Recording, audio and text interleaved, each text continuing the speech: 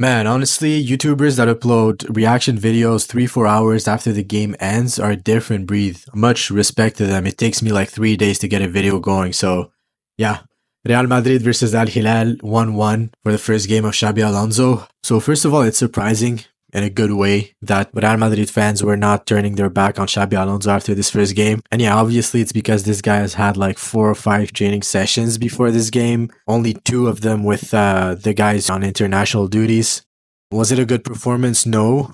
I think it's just one of those games where we saw the premises of the first ideas that Xabi Alonso has for how the team's going to play. In pressing, Xabi Alonso will ask Bellingham to be kind of a second striker and have Valverde also up to cut passing options to the number 6 from the other team and having the wingers tuck in. We saw the intentions at first with Gonzalo García pressing like his life, or maybe his minutes depended on it. And as for the other players on the team, it was obviously the first of Trent.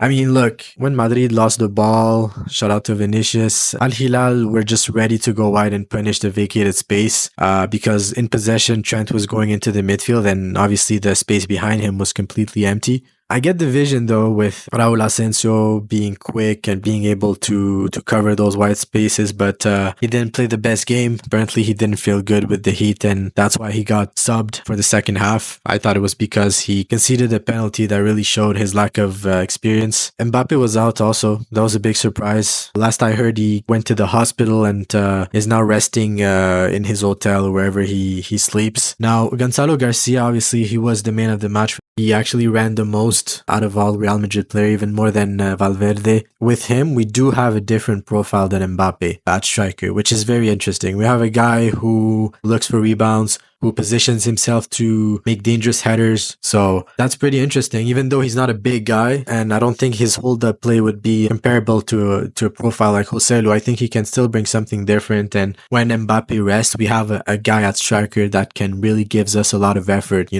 lot of passion. We got the version of Vinícius that really annoys me sometimes. The one that doesn't get calls and then just spirals into rage and complaints and not defending. Funnily enough, the only time I see him being locked in is when he's captain, so that might be the solution. The captain was Valverde. He did miss a penalty and just in general didn't have a good game. It's just a proof that the midfield of 3, if we do play a midfield 3, cannot be Bellingham, Valverde and Tchouaméni because Bellingham and Valverde basically have the same profile and they're players who get the ball and then run with the ball. Obviously differently, Valverde is more direct and with speed. Bellingham is more with finesse and physicality. But they both run with the ball and Tchouaméni back to the goal with pressure from the offensive players from the other team isn't also a player able to control the tempo of a game. So that just makes our midfield a problem, right? With the 3 of them. And that's why neither of them had a good game. They were all mid. I think Tchouaméni out of the 3 did the most decent game because he did what was asked from him. When he's in the midfield, Tchouaméni, he reads the game like a young Casemiro. He has that ability to predict where the danger will be when we don't have the ball and to be there to disrupt the play. And I think he's the only guy in our team that has this physicality and is also good to have just so that in corners and set pieces, he can make a difference. You know what I mean? Though is always better with the ball if he's in a position that he can be deeper facing the play and just spraying quality passes that will speed up our play. Center backs, when they have the ball, it's great to have good passing abilities because you're able to get the ball either to the other flank or just do a really quick pass to the other center back for him to do it. And we have Huijsen to do it. So I think it's an interesting place for him to play as a third center back. The difference maker was Arda Güler when he came in. He did the same numbers of recoveries as Valverde did in the whole game. He had more touches than Jude had in the whole game. He had the most chances created for the whole team. He had the most passes in the box for the whole team and was also the best set piece taker on the team.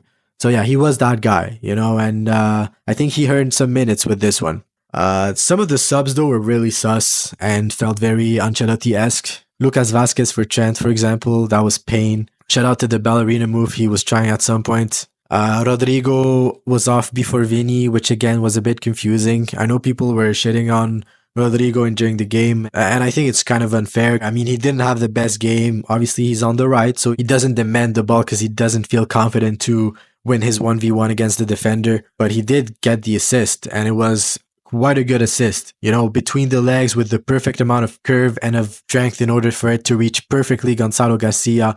Yeah, he was very decisive in this game, which wasn't the case at all for Vinícius. So I think between the two is Vinícius who needed to go out first and maybe put Rodrygo back on the left, give him a chance, and have Brahim play on the right.